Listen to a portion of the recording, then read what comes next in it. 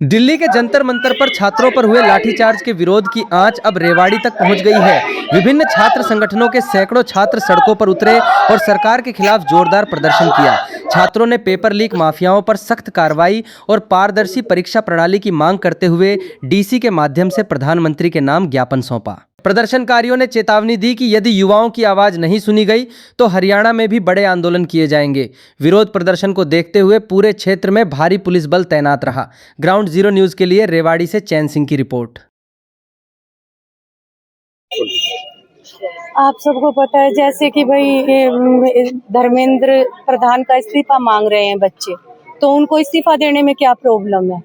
जब बार बार paper leak हो रहे हैं, 22 बच्चे मर चुके हैं, 21-22 बच्चे, तो इनको इस्तीफा देने में क्या प्रॉब्लम है? और जैसे कि लोग बच्चे अपनी आवाज उठा रहे तो उनको पीटा जा रहा है, उनको मारा जा रहा है। छोटे 6 साल के बच्चों को भी नहीं छोड़ा जा रहा है। किस प्रकार का न्याय होना चाहिए ऐसे?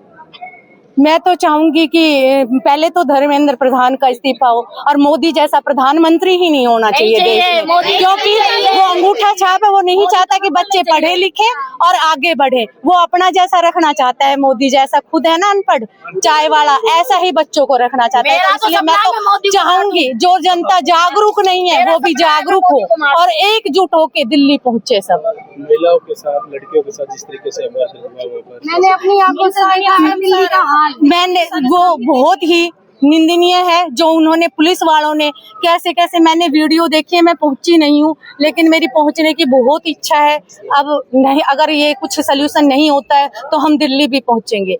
और एक फिर मैं आपके माध्यम से जनता से फिर अपील करना चाहूंगी कि एकजुट होके, जैसे कि आज मुझे बहुत कम लोग दिखे, बीजेपी को छोड़ के सच का साथ दो और सच्चाई के साथ एकजुट होके लड़ो। जय हिंद, जय भारत।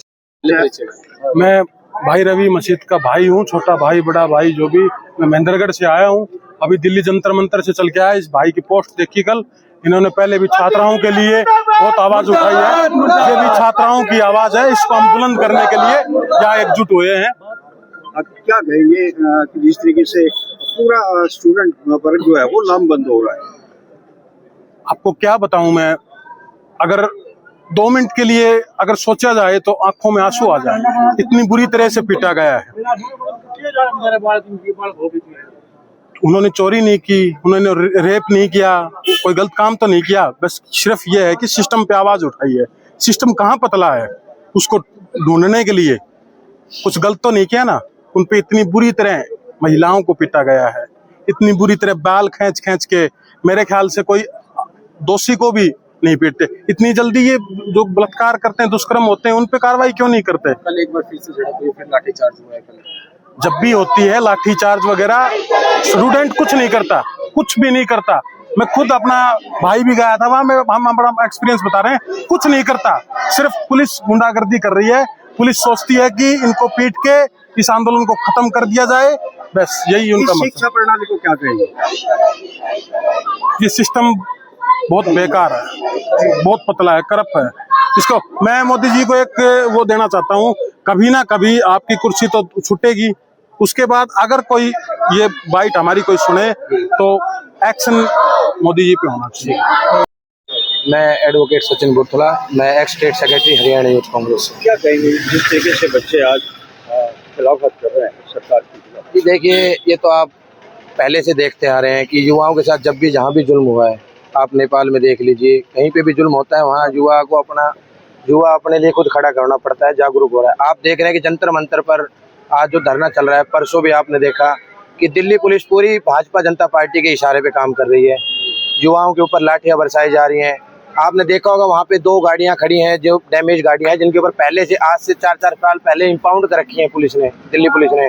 ट्रक भरे खड़े हैं पत्थरों के, जो सिर्फ एक पूरा मैनिपुलेट करके बना रखा है कि युवा हम पे लाठियां, वो पत्थर बरसा रहे हैं, शीशे फोड़ रहे हैं, जो पूरा एक झूठ है। आपने देखा भी था कुछ लोग उसके अंदर जिन्होंने की दाढ़ी आ रखी है, विदाउट ड्रेस हैं, विदाउट नेम प्लेटेड हैं, जो का पता लगा कि वो आरएसएस से बिलोंग करते हैं। तो ये पूरा क्लियर है कि 25 दिन हो गए, छात्र सड़कों पर है, अनशन चल रहा है 16 मई। किस तरीके से देख रहे हैं, आगे क्या कुछ रूपरेखा दिया? ये देखिए, अगर सरकार अभी मान जाती है तो ठीक है, नहीं तो संसद के अंदर जाने का काम करेगी। जो चीज़ नेपाल में युवाओं ने करी, हम उसी कार्य को यहाँ पर दोहराना काम करेंगे। जैन जी वापस यहाँ पे भी तैयार होंगे। नहीं लगता कि अब शिक्षा प्रणाली को लोग अब शक की नजर से देखने लगते हैं? देखिए, सरकार ने उसको इस तरीके से बना दिया, युवाओं के साथ जो खिलवाड़ कर रही है, चीज़ें बदल रही है, पाठ्यक्रम बदलने लग रही है। आपने भी देखा होगा कि इसके अंदर पाठ्यक्रम बदल दिए कई, तो ये चीज़ें गलत कर रही है। आपका परिचय जानना चाहेंगे? मैं Ravi Masid, student leader Indira Gandhi university Mirpur, और पूर्व में किसी छात्र संगठन का इंसो का यूनिवर्सिटी अध्यक्ष रहा हूं और हरियाणा का प्रदेश प्रभारी रहा हूं। अभी आज यहाँ पहुंचे छात्रों के साथ, क्या कुछ कहेंगे? आज जो 20 तारीख को युवा साथी जंतर मंतर पर प्रदर्शन कर रहे थे, वो शांतिपूर्वक तरीके से अपना प्रदर्शन कर रहे थे, लेकिन देश की गूंगी बहरी सरकार ने उनके साथ जिस तरीके का दुर्व्यवहार करा है, जो क्रूरता उन लोगों के साथ दिखाई गई है, युवाओं को लाठियों से पीटा गया है। और मैं खुद वहां पर था, लाठियां हमें मारी गई, आंसू गैस के गोले हम पर छोड़े गए, और यहाँ तक कि महिलाओं को भी इतनी क्रूरता के साथ मारा गया है। सरकार वैसे तो एक स्लोगन देती है, बेटी पढ़ाओ बेटी बचाओ, लेकिन आज समझ में आ रहा है कि बेटियों को किन से बचाना है। बेटियों को बचाना है गूंगी बहरी सरकार से, निकम्मे लोगों से, जो उन बेटियों को मारने का काम करते हैं। किसके नाम ज्ञापन दिया? अब आपकी डिमांड क्या है? हमने प्रधानमंत्री के नाम ज्ञापन दिया है, डीसी साहब के थ्रू जो मैसेज दिया है, उसमें यह है कि जिन भी अधिकारियों ने, जिन भी लोगों ने, जिन भी शिक्षा मंत्री की या जिनके भी मंत्रियों के आदेश पर यह कार्रवाई विद्यार्थियों के साथ हुई है, युवाओं के साथ हुई है, वो अपनी जिम्मेदारी निभाएं और विद्यार्थियों के साथ जो भी उनका अधिकार बनता है उन अधिकारों को पूरा करें। शिक्षा मंत्री अपने पद से इस्तीफा न्याय दें। नहीं मिला तो अगला कदम क्या होगा? अगर न्याय नहीं मिला तो फिर वो जंतर मंतर पर लड़ाई चल रही है, वो हम हर जिले तक, हर गांव तक लेके जाएंगे, और सरकार का जितना भी हम विरोध कर पाएंगे विरोध करेंगे। प्रधानमंत्री भी ट्वीट कर रहे हैं, वो कह रहे हैं कि जो दोषी है नीट पेपर लीक में, उनके खिलाफ कार्रवाई। मैं तो ये कह रहा हूँ कि देश से मिला हुआ न्याय भी अन्याय के बराबर होता है। 20 दिन से लगभग 25 दिन उसको हो चुके हैं। 25 दिन से सोनम वांगचुक अनशन पर बैठे थे। क्या 25 दिन से सरकार को दिखाई नहीं दे रहा कि विद्यार्थी कितना परेशान हो रहे हैं या भूखे प्यासे लोग बैठे हैं?